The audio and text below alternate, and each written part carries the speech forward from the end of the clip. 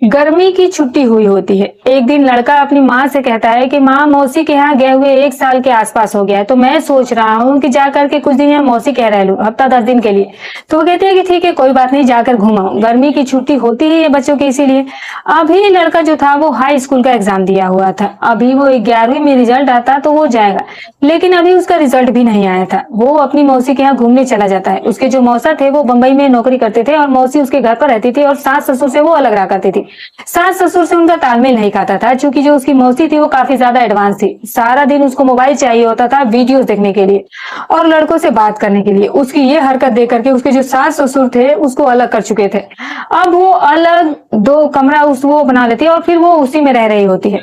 उसके बाद दोस्तों, जब ये लड़का अपनी मौसी के यहाँ पहुंचता है, सब कुछ ठीक ठाक चल रहा होता है, कहीं से कोई दिक्कत नहीं थी। नहाने की व्यवस्था भी जो थी वो समुचित नहीं थी। अभी बाथरूम जो था वो बना हुआ नहीं था, शौच के लिए वो बाहर जाती थी और नहाने के लिए वो घर के बाहर ऐसे साड़ी का जो बांस में बांध करके वो टेम्पररी उसने एक बाथरूम बनाया हुआ था। सुबह के लगभग 10 से 11 बजे के आसपास का वक्त रहा होगा। उसकी मौसी नहा रही थी और पूरे कपड़े उतार करके नहा रही थी और सामने वो लड़का बैठा हुआ था।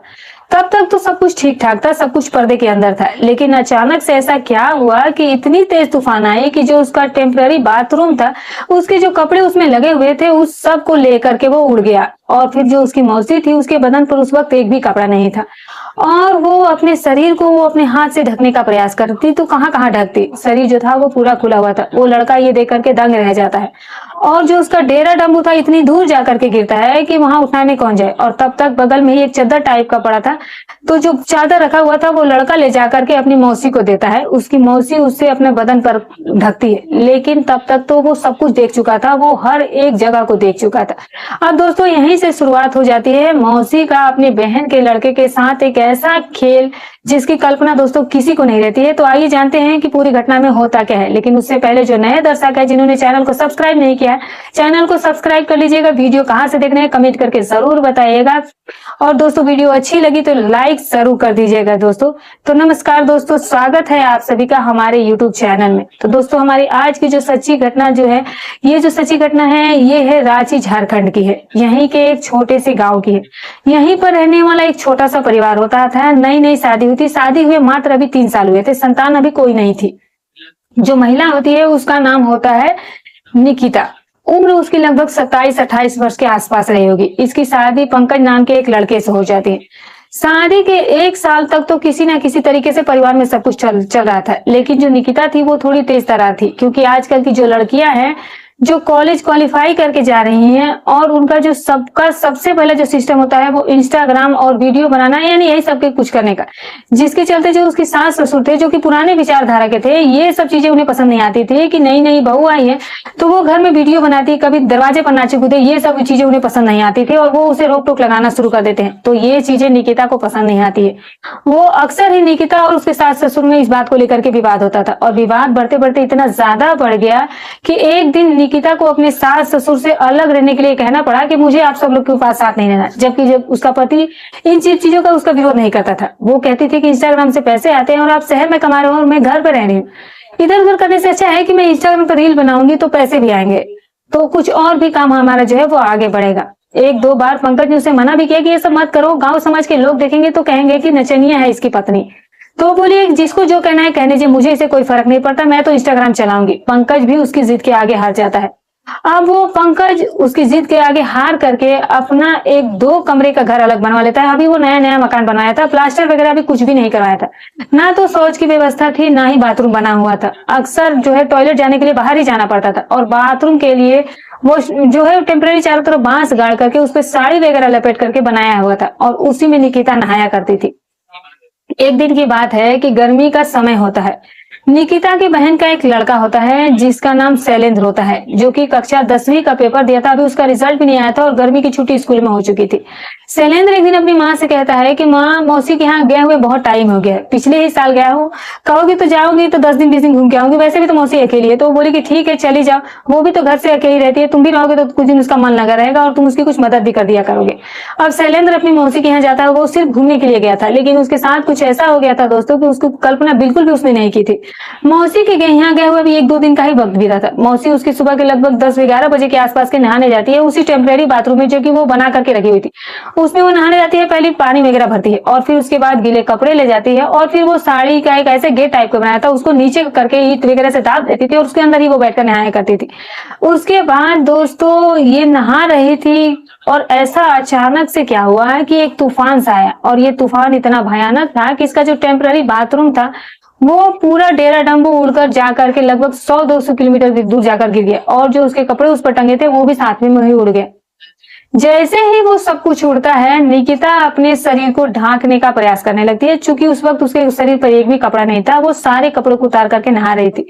ऊपर ढकती तो नीचे खुल जाता और नीचे ढकती तो ऊपर खुल जाता। उसे समझ नहीं आ रहा था कि क्या करूं। ये सारा नजारा शैलेंद्र जो था वो बरामदे से बैठ करके देख रहा था। वो शर्मा जाता है कि वो अब क्या करे, लेकिन कोई रास्ता नहीं था।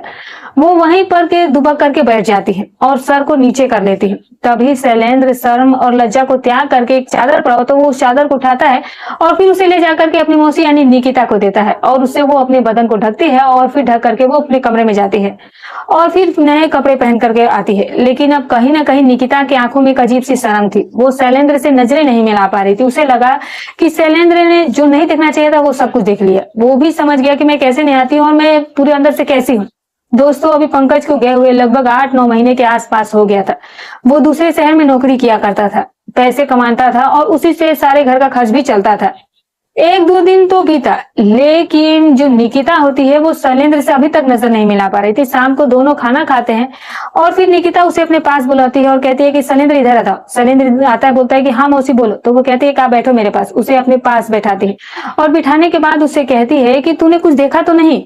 अब उसने तो सब कुछ देख ही लिया था, तो वो क्या बताए कि देखा या नहीं देखा। वो थोड़ा सा मुस्कुराने लगता है। उसकी मुस्कुराहट देखकर वो समझ जाती है कि ये लड़का सब कुछ देख चुका है। तो वो कहती है कि एक बात बता, तो इससे पहले भी कभी किसी का ऐसा कुछ देखा था? तो वो लगी नहीं, मैंने तो कभी ऐसा नहीं देखा। क्योंकि अभी वो शैलेंद्र जो था वो नया नया लड़का था। अब ये उससे उस तरह की बातें करने लगी थी, उसे उत्तेजित करने का वो प्रयास कर रही थी। वो बोली कि अगर नहीं देखा तो देखने में अच्छा लगा। वो कुछ भी नहीं बोल रहा था, बस कि हाँ या ना में ऐसे ही सर हिलाया जा रहा था। दोस्तों धीरे धीरे करके निकिता उसे उकसाने लगती है और उकसाते उकसाते वो अपने मकसद में कामयाब भी हो जाती है। देखती है कि जो शैलेंद्र है वो पूरी तरीके से जो है वो बेचैन है। ऐसा लग रहा है कि वो पूरा अपने ऐसे माहौल में है कि अगर उसे कोई मौका दे दे तो वो उसके साथ सब कुछ करने के लिए तैयार है। निकिता उसे अपने बातों में रिझाई जा रही थी और कह रही थी कि तुम्हारे मौसा के गए हुए लगभग 8-9 महीने हो गए। मौसा तो तुम्हारे बाहर है, मैं तो घर पर अकेली रहती हूँ, मेरा तो मन भी नहीं लगता है। और तुम जब से आए हो तब से मुझे थोड़ा बहुत अच्छा लग रहा है, लेकिन 2 दिन से तुम मुझसे बात भी ढंग से नहीं करो। तो वो कहता है कि नहीं ऐसी कोई बात नहीं है। तो वो कहती है कि तुम शर्मा गए हो क्या? वो कहती है कि जो होना था वो हो गया, अब उसे लेकर के क्या इतना सोचना है। वो तो मेरे बस में नहीं था, वो तो बस इत्तेफाक था कि ऐसी घटना घट गई। धीरे धीरे करके वो उसको रिझाने लगती है और कहती है कि कोई बात नहीं, तुम बाहर के कमरे मत लेटो, आज यहीं पर सड़क में हम लोग लिपटेंगे और बहुत सारी रात में बातें भी करेंगे। वो उसको अपने पास सुला लेती है और फिर उसके बाद दोस्तों दोनों एक दूसरे से बातचीत करना लगते हैं। बात करते करते जो निकिता होती है उसे अपनी ओर वो खींच लेती है और फिर उसके साथ वो कुछ ऐसा करने लगती है कि आप कल्पना ही कर सकते हैं। निकिता उसके अपने शरीर के जो अंग थे, उसने कहा कि तूने इसे देखा है, कभी छुआ तो नहीं, इसे छू कर देख। वो उसको टच करवाना शुरू कर देती है और कहीं ना कहीं वो जो स्पर्श होता है वो मानो जो थी आग था उसमें पेट्रोल डालने का काम कर रही थी। शैलेंद्र पूरी तरीके से तैयार हो चुका था। निकिता जो होती है, जो उसकी निकिता भी उसके शरीर के साथ वही काम करती है। वो लड़का 17-18 साल का था, लेकिन निकिता के नजर से वो कुछ और ही नजर आ रहा था। निकिता कहती है कि जन्नत देखना चाहोगे? वो कुछ भी नहीं कहता है। वो फिर से दोबारा इसी सब को दोहराती है। वो कहता है कि हाँ देखना चाहूंगा। दोस्तों यहीं से शुरू हो जाता है उन दोनों के बीच में एक गंदा खेल और निकिता उस लड़के के साथ गलत काम करना शुरू कर देती है और फिर वहीं से चलने लगता है एक ऐसा खेल जिसका जो अंत होता है वो काफी ज्यादा भयंकर होता है। निकिता और शैलेंद्र का रिश्ता छुप छुप करके लगभग 2 साल के आसपास चलता है। किसी को कानो कान खबर तक नहीं थी। इस 2 साल में पंकज मात्र 2 या 3 बार शहर से गांव आया था, लेकिन पूरा वक्त किसी ने जो उसकी पत्नी को दिया वो शैलेंद्र था। शैलेंद्र अब हमेशा ही मौसी के यहाँ आने जाने लगा था। हर हफ्ते वो मौसी के यहाँ जाने लगा और 2-3 दिन रहता और फिर वापस आता। उसकी माँ को भी खबर नहीं थी कि इन दोनों के बीच में क्या चल रहा है। 2 सालों के बाद अब जो निकिता थी वो कहीं ना कहीं पूरी तरीके से शैलेंद्र के लिए पागल हो चुकी थी। शैलेंद्र का इधर 10+2 कंप्लीट हो चुका था, वो रिजल्ट भी आ चुका था और वो क्वालिफाई भी कर चुका था। उसका अब नया सेशन, नया एडमिशन की भी शुरुआत हो चुकी थी, लेकिन इसी बीच दोनों के बीच एडमिशन की बात खत्म हो जाती है। शैलेंद्र पढ़ाई की बात बिल्कुल भी नहीं घर में करता था। उसका ये मन था कि मुझे घर शहर जाना है। घर पर वो अक्सर कहता था कि मेरा पढ़ाई में मन नहीं लगता है। वो मैं किसी तरह से इंटर तो पास कर गया हूँ, लेकिन मुझे अब दूसरे शहर जाकर पढ़ाई करना है। वो बार बार यही बातें करते हैं और अपनी माँ पापा से कहता है कि अगर आप लोग नहीं जानते हो तो मैं भाग जाऊंगा। तो माँ कहती है कि अभी पढ़ लिख ले, कुछ बन जा, नहीं तो तू भी अपने पिता के ही तरह रह जाएगा, कोई भी तुझे नहीं पूछेगा, पैसे का तुझे कोई नहीं देखने वाला है। तो वह कहता है कि नहीं, पिताजी ने जो किया वो किया, मैं कुछ अलग करूंगा, मैं शहर जाऊंगा। वो जीत ठान लेता है, वो शहर पढ़ने के लिए नहीं बल्कि ऐसे ही जाना चाहता है। उसकी माँ कहती है कि ठीक है, तेरे मन में जो आए वो तू कर। वो शहर चला भी जाता है और शहर जाकर के वो अब नौकरी करने लगता है। 1 महीने तक नौकरी करता है, लेकिन निकिता और शैलेंद्र में कंटिन्यू बातचीत होती ही रहती थी। ये सिलसिला जो था वो बंद नहीं हुआ था। दोनों का एक प्लान था और जिस प्लान की कल्पना दोस्तों पूरे परिवार में, दोनों परिवारों में किसी को नहीं थी। रात के लगभग 10 से 11 बजे के आसपास निकिता का पंकज से बात होता था। पंकज और निकिता काफी देर तक एक दूसरे से बातचीत करते हैं और फिर दोनों ही फोन काट देते हैं। और अगले दिन लगभग 11 बजे के आसपास जब पंकज निकिता को फोन लगाता है तो निकिता का फोन स्विच ऑफ आने लगता है। उसे लगता है कि शायद फोन चार्ज नहीं होगा, तो वो दिन में फिर 2-3 बार ट्राई करता है, फोन जो था वो लग ही नहीं रहा था। तभी जो पंकज होता है उसके पिताजी के पास फोन जाता है। पिताजी उसके फोन करते कहते हैं कि तुम्हारी पत्नी पता नहीं कहाँ गायब है, कुछ पता नहीं चला, घर पर ताला लगा हुआ है और सुबह से वो दिखाई भी नहीं दी है। उसे किसी अनहोनी की शंका हो जाती है। वो कहती है कि ऐसे आगे कहाँ वो चली गई, उसे उसका फोन भी बंद आ रहा था। दोस्तों फिर उसके बाद जो उसके ससुर होते हैं वो काफी खोजबीन करने का प्रयास करते, उसके मायके फोन लगाते, सोचते कि शायद वो मायके चली गई होगी, लेकिन मायके में भी वो नहीं थी। उसके भाई वगैरह भी भाग कर आते हैं, आनंद फानन में मौके पर आकर देखते हैं तो निकिता गायब थी। अब तत्काल ये लोग थाने पहुंच जाते हैं और वहां पर एफआईआर दर्ज कराते हैं, एफआईआर गुमशुदगी की रिपोर्ट दर्ज कराते हैं और फिर पुलिस सक्रिय होती है। सबसे पहले पुलिस निकिता का कॉल डिटेल निकालती है और सारी सीडीआर वगैरह निकालती है, सीसीटीवी कैमरे का निकाला जाता है, क्योंकि गांव में सीसीटीवी कैमरे के अलावा, चौराहे के अलावा कहीं संभव नहीं था, जहां ज्यादातर जगह पर नहीं लगे हुए थे। लेकिन जब उसकी सीडीआर रिपोर्ट निकाली जाती है उसके नंबर की, तो पुलिस के सामने एक नंबर आता है। उस नंबर को जब हाईलाइट किया जाता है तब पता चलता है कि यह नंबर जो है उसकी बहन के लड़के का, शैलेंद्र का है। शैलेंद्र को नहीं पता था कि मेरा भी नंबर ट्रेस हो जाएगा। अगर वो निकिता तो पहले नंबर बंद कर चुकी थी और फोन को लेकर के गई थी, सिम को निकाल करके घर में ही रख करके चली गई थी।